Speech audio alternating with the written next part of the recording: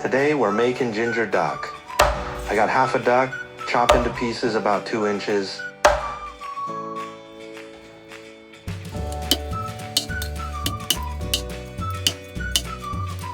Duck's chopped ready.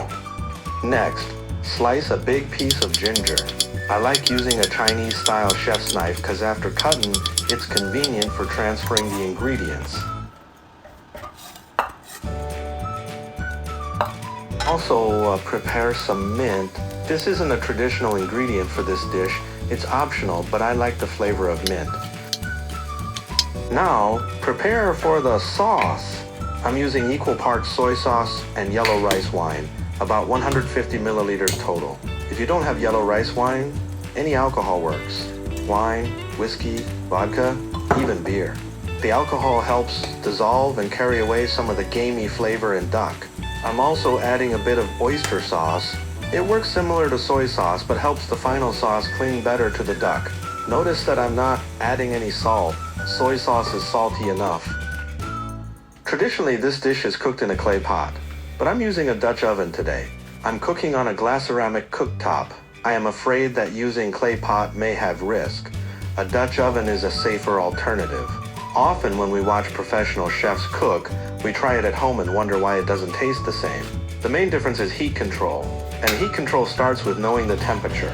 With an infrared thermometer, we can replicate the results much more accurately. Heat the pot to 150 degrees Celsius, then add half sesame oil and half neutral cooking oil. You'll need a bit more oil than usual, around 100 milliliters total. Add the sliced ginger in. Cook over medium-high heat until the edges of the ginger start to curl and turn lightly golden. You'll smell the aroma. At this point, the flavor has infused into the oil. Add in the duck pieces. At this moment, it may look like there isn't enough oil, but don't worry. Duck will release a lot of fat. Keep cooking over medium-high heat, flipping the pieces every 5 to 10 minutes to prevent sticking. Soon you'll see plenty of duck fat in the pot.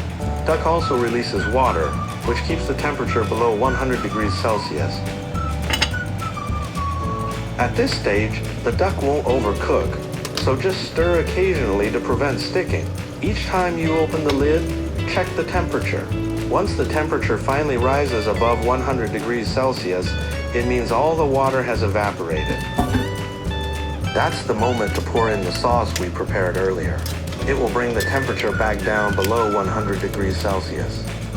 From here, stir more frequently, about every 5 minutes, so the sauce coats the duck evenly.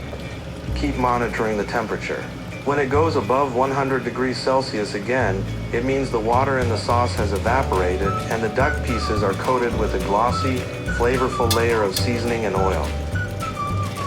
When the temperature rises above 100 degrees Celsius again, that means it's time for the final step, adding the mint right before turning off the heat. We don't add the mint earlier because its aroma evaporates easily with water.